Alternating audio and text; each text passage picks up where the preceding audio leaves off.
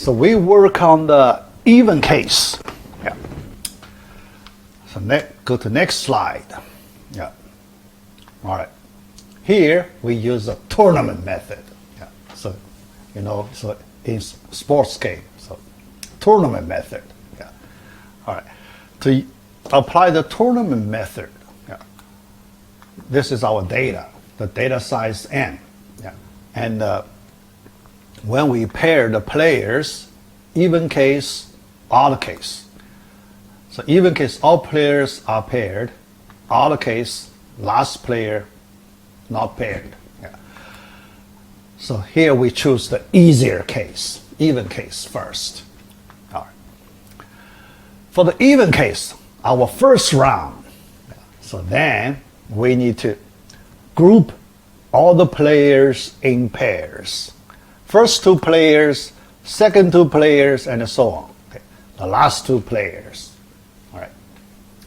Then we do comparison. Each pair, we do one comparison. Yeah.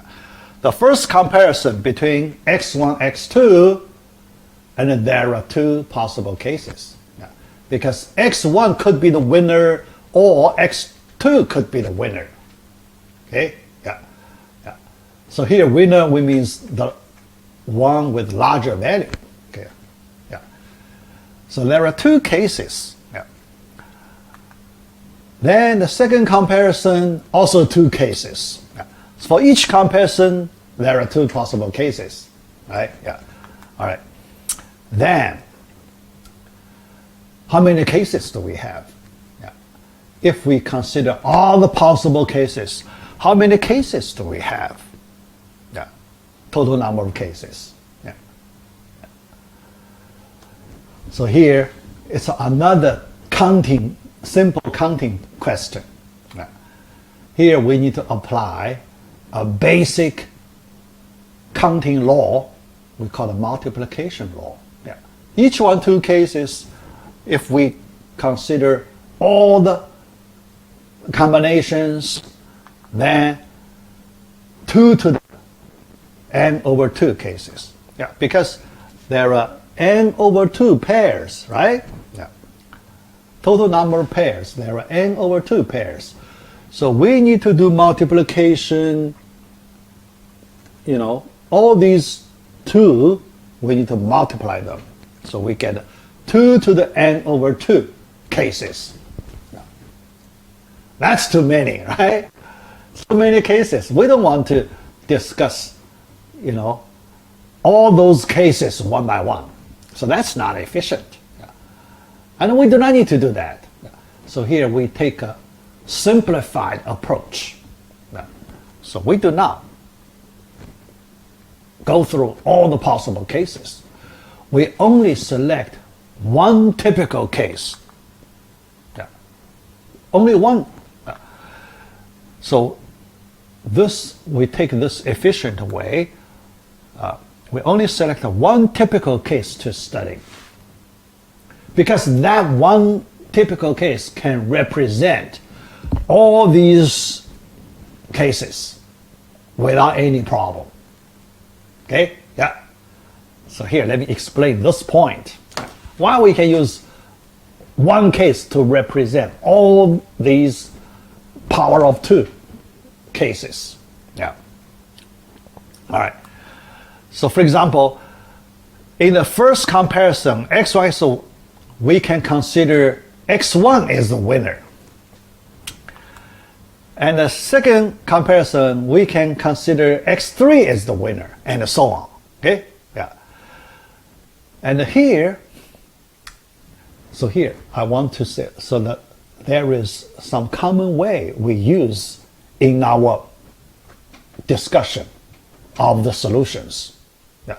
Because in our discussion, we want to simplify our solution as much as we can. Yeah. Here, this step is a simplification. Yeah. We only use one typical case to cover all the possible cases. And here we can do that. Yeah. Let me explain why we can do it in this way. Yeah.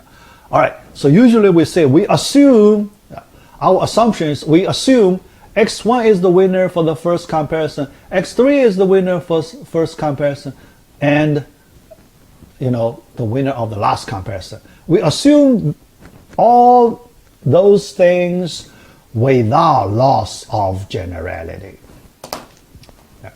When we make that kind of assumption, then we will not lose any generality.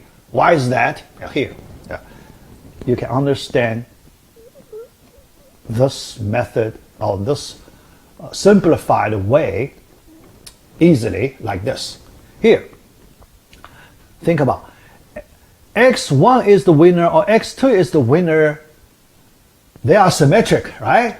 Yeah, because x1 is the winner. If you flip x1, x2, then you get x2 is the winner. Yeah. So these two cases are symmetric. Okay? Yeah. Yeah. I mean, just so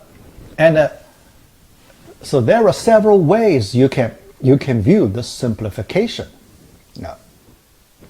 Another way, some people also view it this way. We just call the winner x1. We just call the loser x2. That's another way people can understand. Yeah. Or these two, because which one is the winner? So that's just the situation are the same. Yeah. So that means our discussion for x1 to be the winner is the same as the discussion for x2 is the winner. We just when we see x1, we change to x2. When we see x2, we change to x1. Okay? Our discussion exactly the same. Just we only need to change the symbols.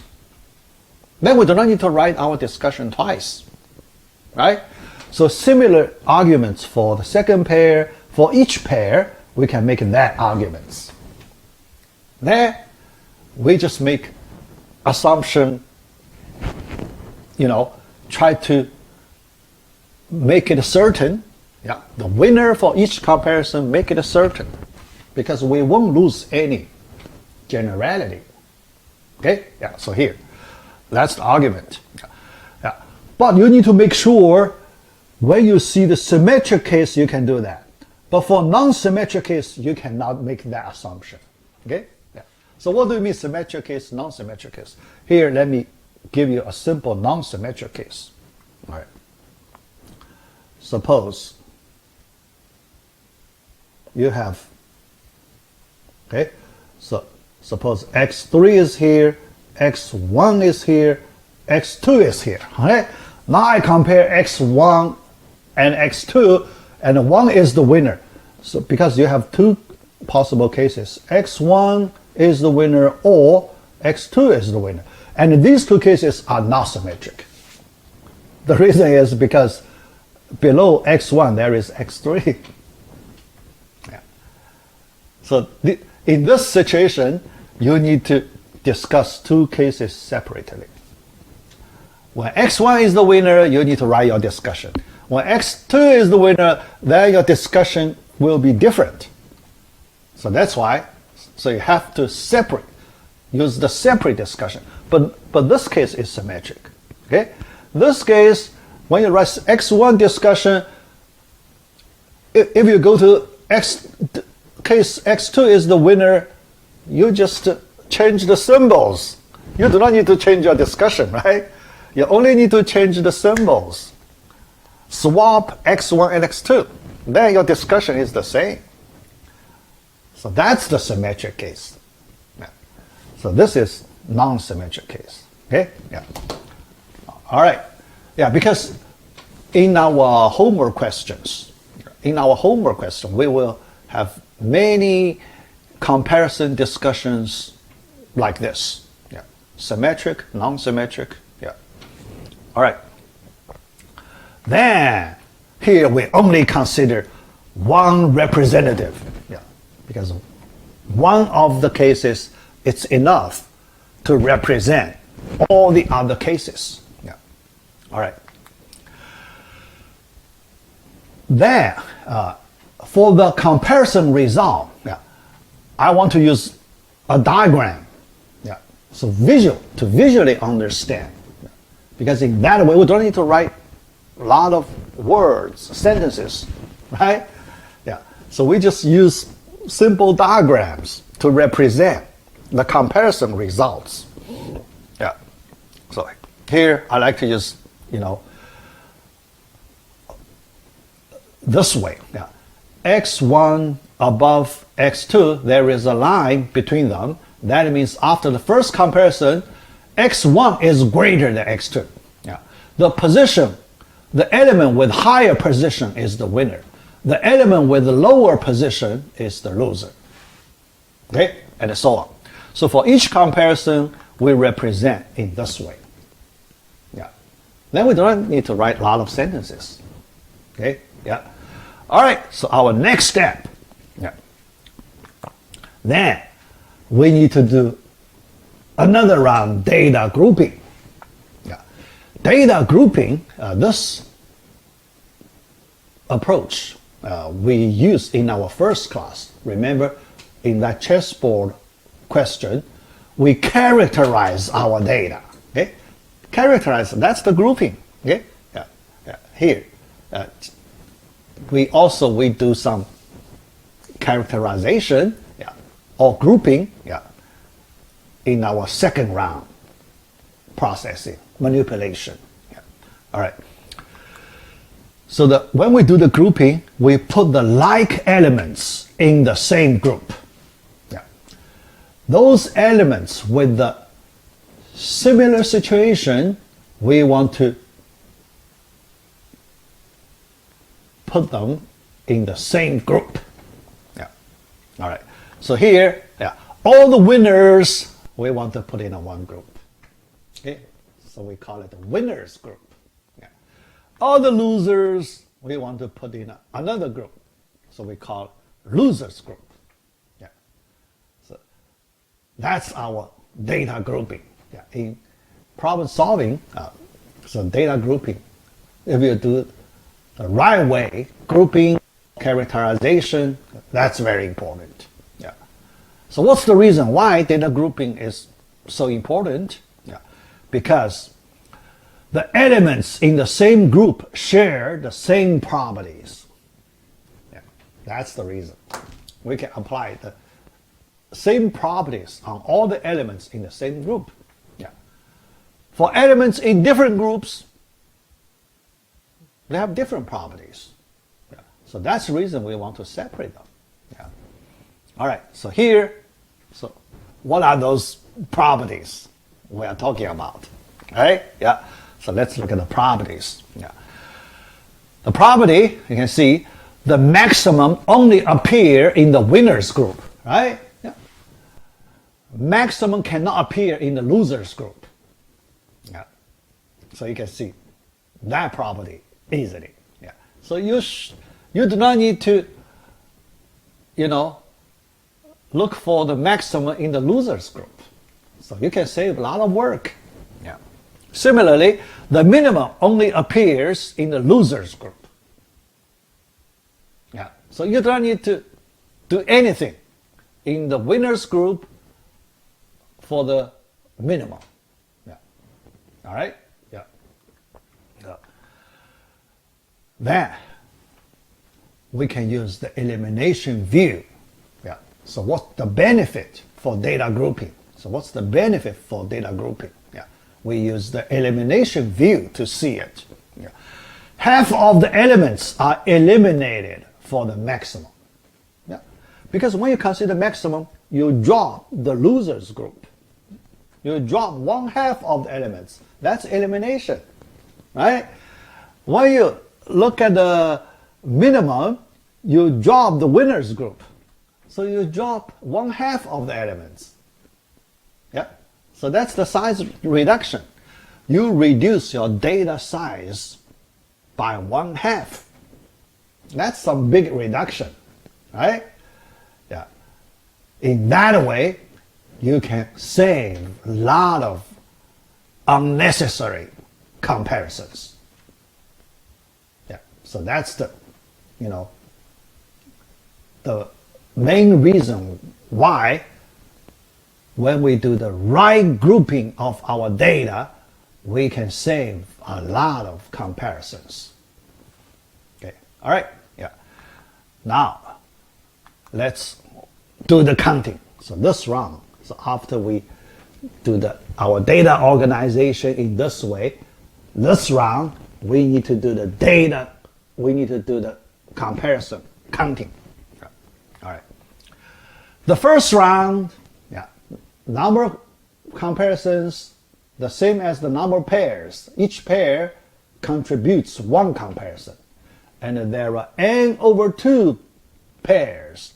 So we have n over 2 comparisons in the first round. Now, then, the second round in the winners group, yeah, winners group, we need to find the maximum, right? Yeah.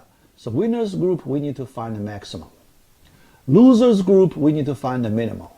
Find the maximum. Now we need to apply our solution of our problem number 5, finding the minimum, the same solution for finding the maximum, right? Yeah. So we just modify slightly so we can get a solution for the maximum. Yeah. And the solution, the number of comparisons, the number of elements, m over 2 is the number of elements.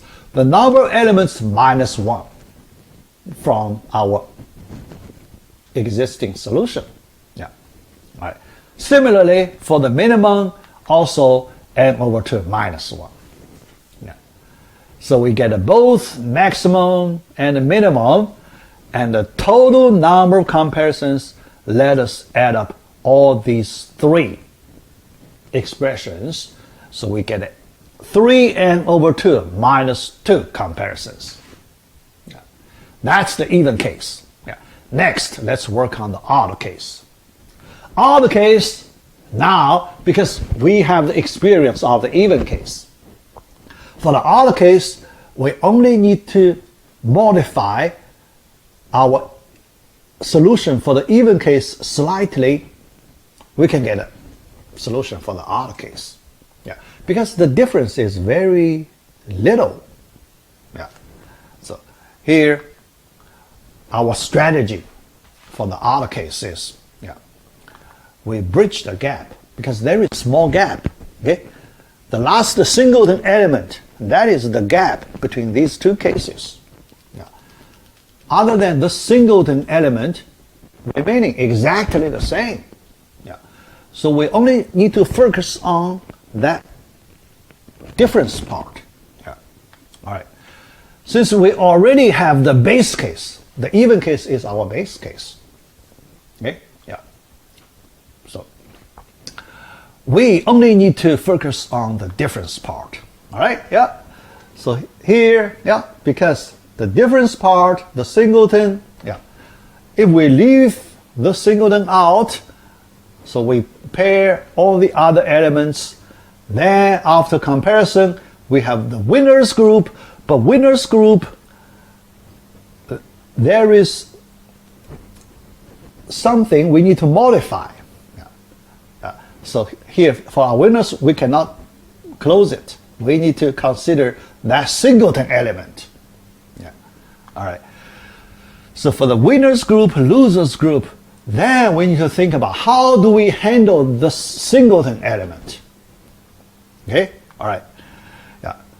So now let's consider the qualification of this last element, xn. Yeah. Is xn qualify for the winners group? Well, because we have no information about xn, right? We haven't done any comparison related to xn, so we have no information about xn. That means it is qualified for the winners group. There is a chance that xn is the maximum. Yeah. So if there is a chance, we should include it in the winners group. Yeah. So it is qualified. Yeah. Similarly, the second question, is xn qualified for the losers group? Yes. Yeah. Because there is a chance that xn could be in the losers group. So we also include it in the losers group. Okay? So our grouping is different. Yeah. This time our data grouping slightly different, like this. Yeah. All right. Now we are ready to do the counting. So after the modification, yeah, well, we can do the counting. Yeah. The first round, number multiplication first round, n minus 1 over 2. Yeah. Because we do not include last element. So n minus 1 over 2 comparisons. Then the second round, yeah, now we need to consider, yeah, we apply our maximum minimum solution. So we need to look at total number of elements. The total number of elements in each group minus 1. Yeah. So the total number of elements, but after we include, we need to plus 1, right? Yeah. Yeah. After the number of, then we need to plus 1. Plus 1, then the solution you need to minus 1. So after you plus 1, you need to minus 1. That means the number comparison is this one, n minus 2 over 2. Because after you plus 1, then you minus 1, so cancellation. Yeah. That 1 is gone. Yeah. All right. Similarly, for the losers group, to finding the minimum, you also need to do n minus 1 over 2 comparisons. Okay? Yeah.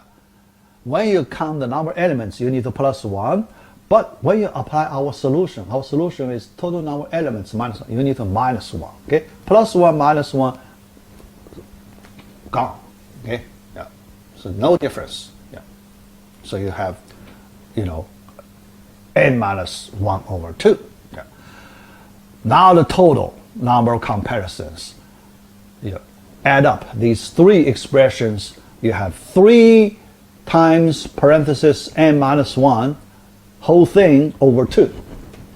Yeah.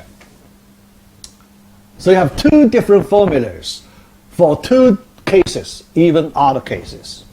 2 different formulas. 2 slightly different cases. All right. Yeah. Yeah. So the last thing, we want to unify these 2 formulas. Yeah. Because it's not convenient. Yeah.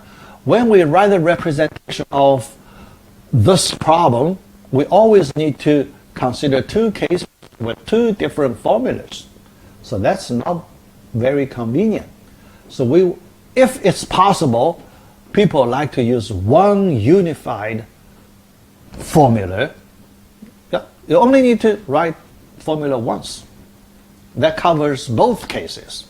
So that's the ideal case. Yeah. All right, how to do it? Yeah, so let's do some work. Try to unify these 2 formulas. Yeah.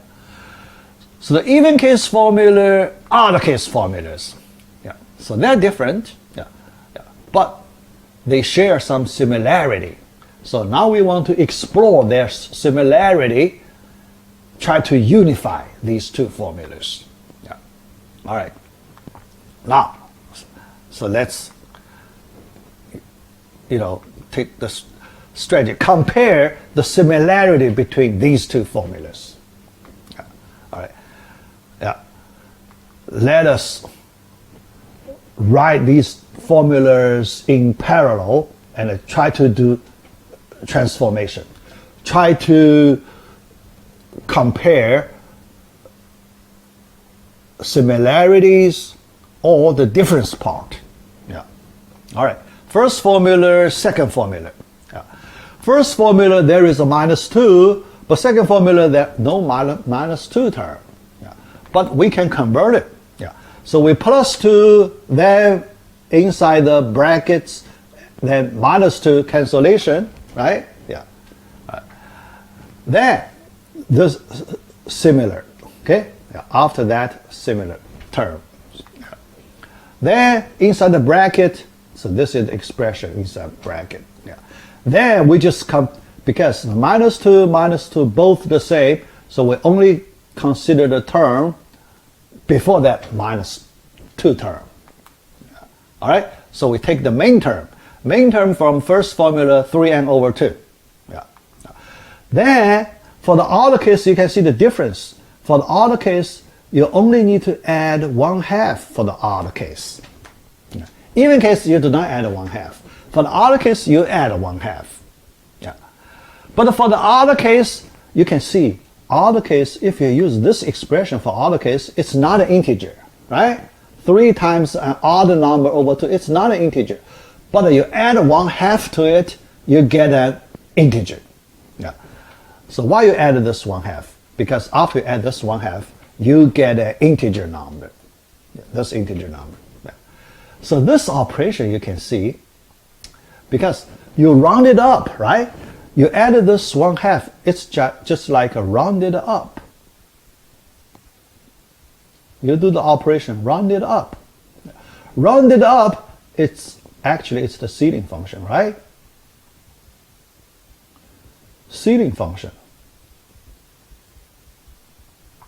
So now you can use the ceiling function to represent. Ceiling function of 3n over 2, so that this form cover both cases.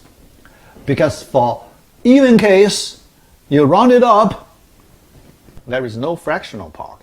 So you do not change anything when you round it up. Okay? But for other case, there is a fractional part.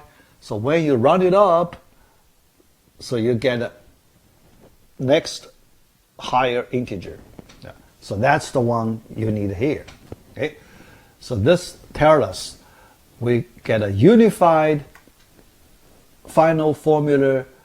This expression we can cover both cases, yeah. Even other cases. Yeah. All right. Yeah. So that's our final answer. Yeah. So we can write one formula. Okay. Yeah. So we do not need to memorize 2 different formulas. Okay. The good thing is, yeah, from now on we only need to memorize one formula. Yeah. All right. Yeah. Another thing, yeah, so before I finish this topic, another thing, one result, yeah, this algorithm, yeah, you know, the detail covering in these a few slides. So now the final result, this algorithm optimal. This algorithm, so you cannot improve. It is the best one. Okay? So you do comparison in this way, the best one. Yeah. But the proof is much harder. Yeah. There is a proof. Okay? There is a proof. Yeah. Yeah. So I can give you a reference, yeah, for the proof. Yeah. Yeah. But the result, this algorithm is optimal. Okay? All right. Yeah. All right. So I finished this topic. Now let me move. So then we finish whole module 1. So now I have 20 something minutes. So let me go to module 2, part A.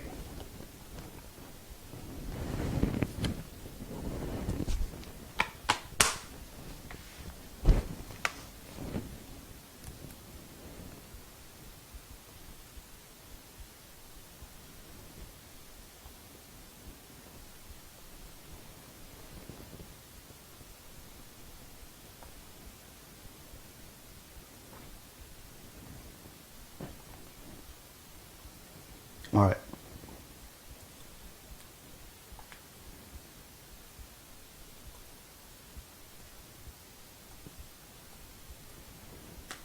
All right, yeah.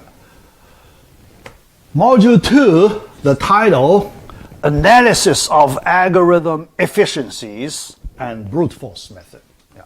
So our main topic is analysis of algorithm efficiencies. Yeah. All right. Part A, problem solving from experience and elimination method. 8.1, selection sort. This is our first sort algorithm. Yeah. All right. Problem number 6, sort an array. Given an array, yeah, like this. The question, how to sort it in ascending order. Yeah. The question is very simple. There are many different solutions. Here we want to do our first solution. In this class we will learn 6 or 7 solutions. Yeah. Yeah. 6 or 7 solutions. Yeah. That many. So this is our first solution. Yeah. All right. The problem type sort. Yeah. Reference. Yeah. Now let's do some analysis. Yeah. Because at this point we have some experience. Our experience is everything we learn in module 1. That's our experience. Okay. All right. Now we need to use our experience to help us find a solution of this question. Yeah. All right. We need to explore the properties. Yeah. How do you find a solution? Yeah. It relies on your understanding of the problem. Yeah. And when you understand the problem, usually you have many different ways to understand the problem. Yeah. Because you can take different views. When you take different views, you can discover different properties. Then, based on those different properties, you may have different solutions. Yeah. So that's the, typical scenario in problem solving. Yeah. All right. So here we use, this kind of basic steps as the guidelines. But here we use another commonly used method in problem solving, the backward thinking. Thinking in backward, yeah, not forward thinking, backward thinking. Yeah. So we assume the result first. Yeah. If the array has been sorted. Yeah. So we consider from that point of view. If the array has been sorted, yeah, already in ascending order, then what property we can observe? Yeah. So that way, okay? Many different ways you can understand the problem. Yeah. All right. So that question, let me use a diagram. Yeah. So here, yeah, in our discussion, it's very common. We want to make our discussion as easy as possible. Yeah. So usually we assume the elements distinct. Although in the original question we do not require the element distinct. Yeah. In the original question. But in our solution, remember, in our previous topic, when we have multiple cases, we always start with the simplest case, right? Yeah. Here, we take the same strategy because the distinct element, that's the simplest case. So we assume the elements are distinct. That's our simplest case. So we can do that. After we get a solution, we can remove this assumption, right? Yeah. So then we modify slightly, we can remove this assumption. Yeah. But at the beginning, yeah, so we want to make our discussion as easy as possible. So we make this assumption. Yeah. All right? Yeah. How to connect this problem to the minimum problem. No? So we just learned finding the minimum. Yeah. So that's in our experience. Yeah. So here we want to see if we can use the solution so we're familiar with that solution, yeah, to help us solve this new question. Yeah. All right. So I need to use a diagram we try to find some property we can use. Yeah. Let's look at, backward thinking, right? Because here we want to use the backward thinking. So we assume the array has been sorted. in ascending order already. Yeah. Distinct elements, so we do not have the equal sign. Yeah. All right, like this. Yeah.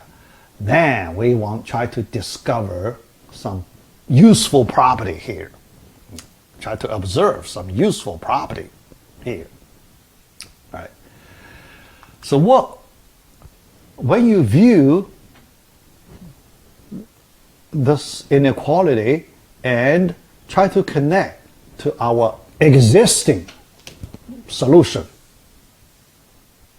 to the minimum problem, can you make connection a little bit? Make some connection?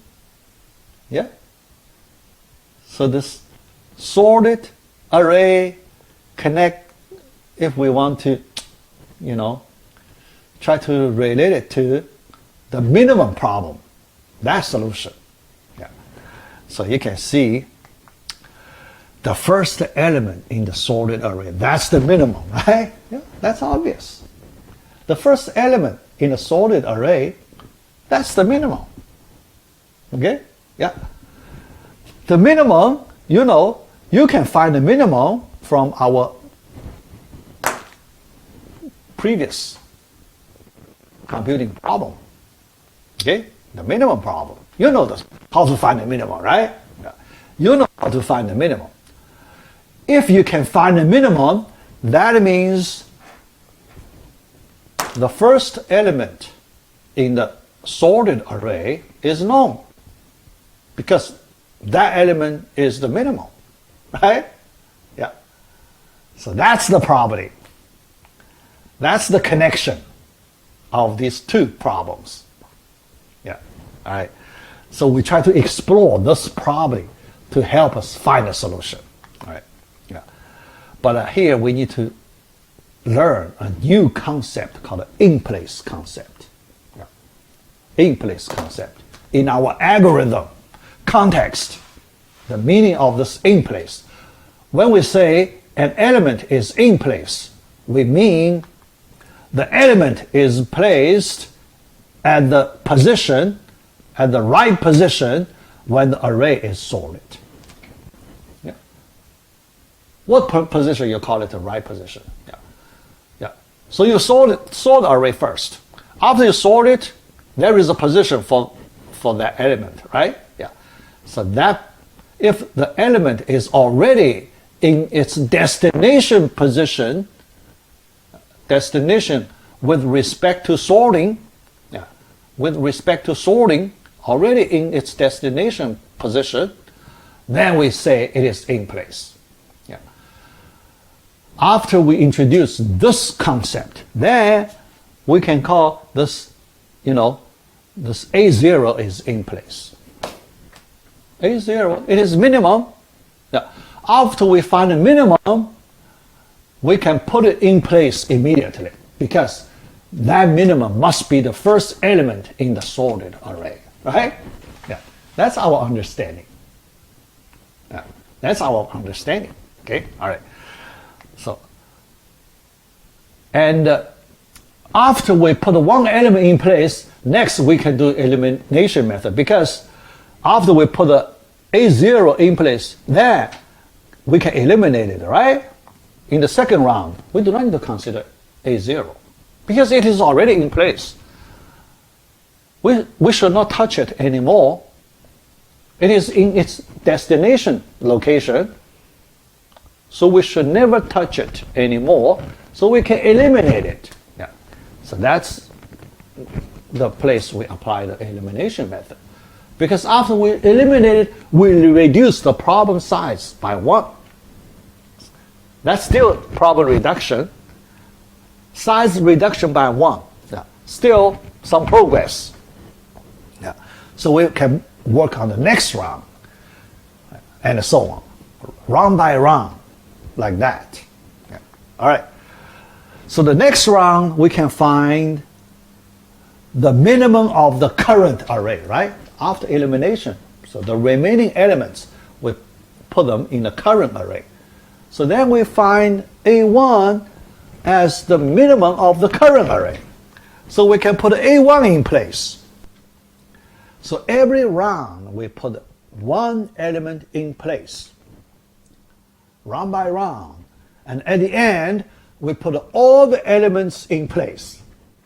That's the idea. All the elements in place. Yeah. So each round we place one element in place. Yeah. Yeah. Here, if I use a simple diagram, yeah, how do we make all the elements in place? Here, let me use a simple diagram. Okay. Yeah. This is the destination location of our array elements. The first round, when we apply the solution to the minimum problem, we put the first element in place, the min 0. Yeah, that's the first element in place. The second round, after one elimination, yeah, one element elimination, we apply another finding the minimum, that solution, so we get a second element in place, and so on. Keep doing that until we put all the elements in place. So we sort it. Okay? So we find the solution to this sorting problem. Okay? That's our first solution. Yeah. All right, so the conclusion, when all the elements in an array are in place, this array is sorted.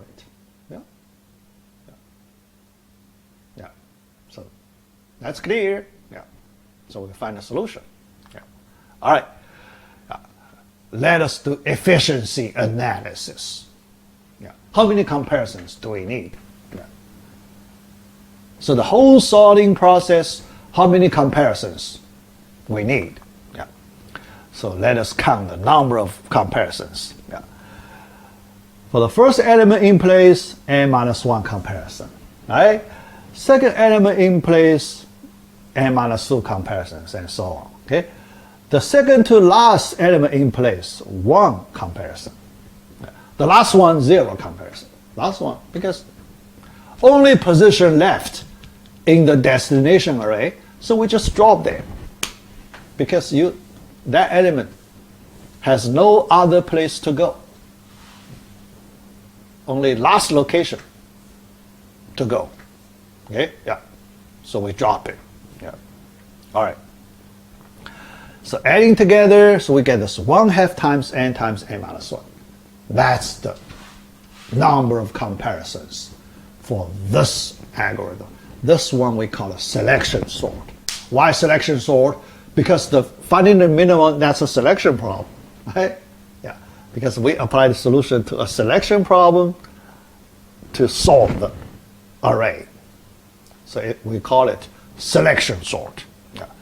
Next, what is the best case? What is the worst case? What is the average case?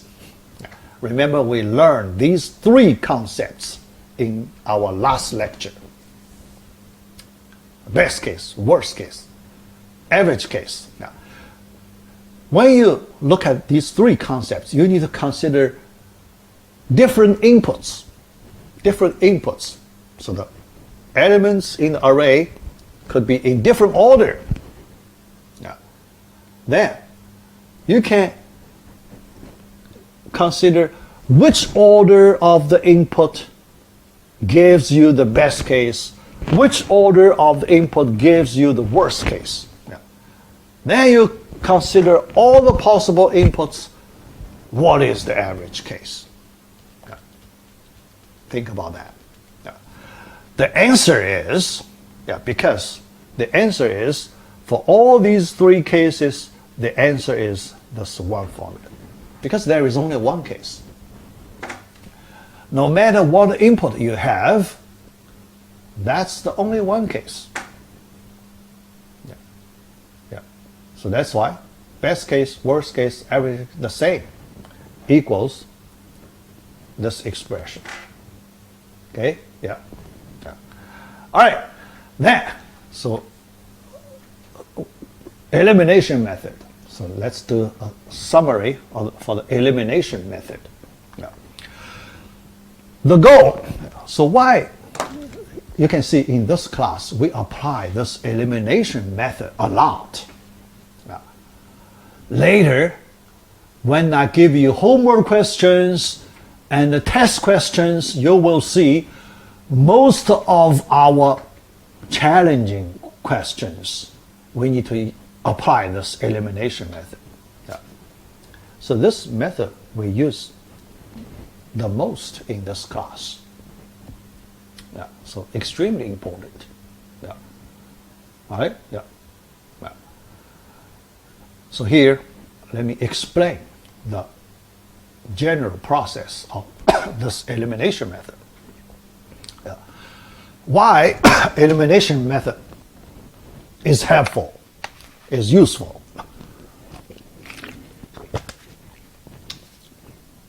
Because when we apply elimination method, we can reduce the problem size. After you do eliminations, the number of elements becomes smaller, so you reduce the problem size. After you reduce the problem size, then the problem becomes easier, right? Yeah. So that's the property we want to use to help us solve the problem. Yeah. So there is,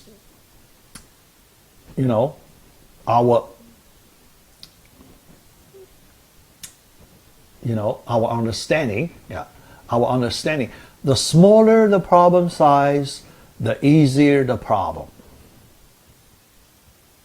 So we use this basic fact to reduce the difficulty of the problem. Okay. All right. All right. When some elements do not change the outcome, some elements, because we collect enough information about those elements. Now, if we remove them, then we do not change the outcome. Okay? Yeah. Yeah. So they can be eliminated from consideration. Yeah. And we should eliminate them immediately. Because if we leave those useless elements there, we may do redundant comparisons. Yeah, because you forget to keep track of those useless elements, right?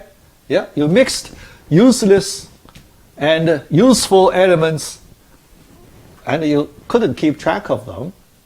Then it's very likely when you do comparisons, you get those useless elements involved in your comparisons. Then your comparison result will not provide you any useful information. For that reason, you should eliminate those unrelated elements immediately from your discussion. Yeah. So that's the elimination method. Yeah. All right.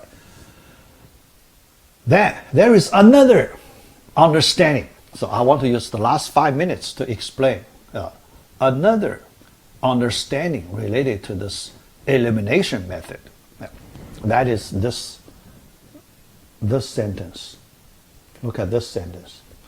The smaller the problem size, the easier the problem. All right. So now, when you say this statement, so this is a statement, right? This is a statement. Okay? Yeah. So here we say this statement. When you say this statement, yeah. Now, I want to explain how to understand the statement in the correct way, in the right way. The right way to understand the statement. Yeah, I want to use 5 minutes to explain this question. Yeah. So this statement, we should understand this statement as a principle. Principle, okay? As a principle. Yeah, let me write.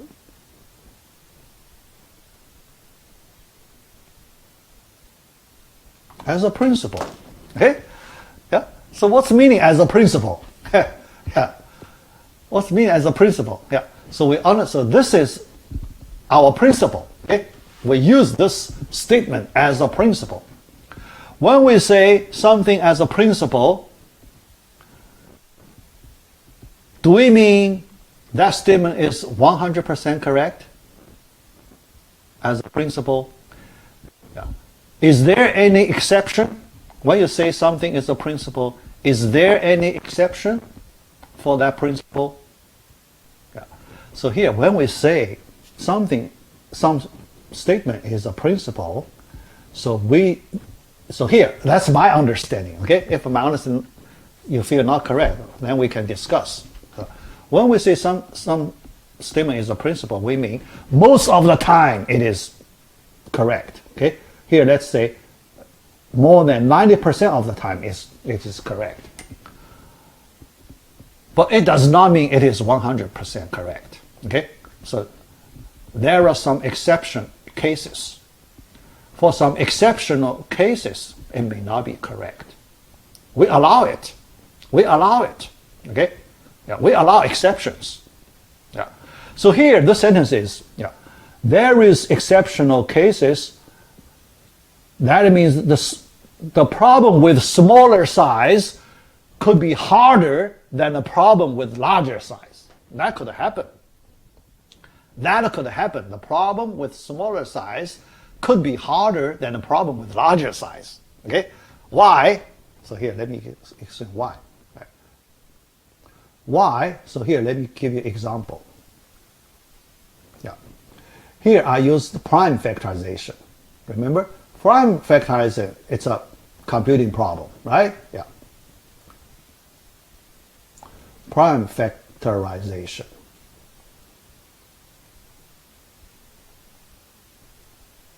Okay? And I explain the size of a prime is the magnitude of that number, right? Magnitude. Yeah. All right. So now let me give you a problem with smaller size is harder than a problem with larger size. Okay? All right. The problem, if I ask you to factorize 759, okay? So n equals 759. That's the size, right? How large is this number? The magnitude, that's the size. Then I give you another number to factorize n equals 1000. 1000 is greater than 759, right? Which one is easier to be factorized for the prime factorization? Definitely 1000 is easier than 759, right? Yeah. Here you can see, so this is a counterexample. Yeah. It's an exception. Yeah. So a problem with larger size, actually it is easier than a problem with smaller size. Right? Yeah. So this is the magnitude case. Yeah. Yeah. The magnitude case. Yeah. All right. Yeah. Some students, you may argue for array case could be different, right? Yeah. Yeah. But for array case, yeah, there is a possibility. Yeah. But those one thing is correct. That is, for those exceptional cases, the percentage. Yeah. So near the end of the class, let me just say a few sentences. I finish this lecture. Yeah. But although we find some exceptional cases, but that percentage very small. Okay. Yeah. Let's say less than 10%. Yeah. Okay. Yeah. Much smaller than the correct cases. Yeah. This principle, so then we can use the principle because most of the time it's correct. Okay. So we try to follow that principle. If it's incorrect, then we modify it, right? Then we modify it. Yeah. So so we follow the principle first. If we see something is wrong, then we change. Okay? So then we modify. So we do not need to follow that principle. Okay? Yeah. Because If we hit an exceptional case, then we can change our strategy. Yeah. Yeah. But in general, most of the time, yeah, so our strategy is correct. Yeah. All right, so let me stop right here. So we we finish this topic. Yeah. Yeah, but next time we have some more topics. Yeah. All right. After our Monday's class, I will assign you homework assignment number 1, and this weekend you will have quiz number 2. Okay. Yeah. All right. Yeah. See you on Monday. Yeah.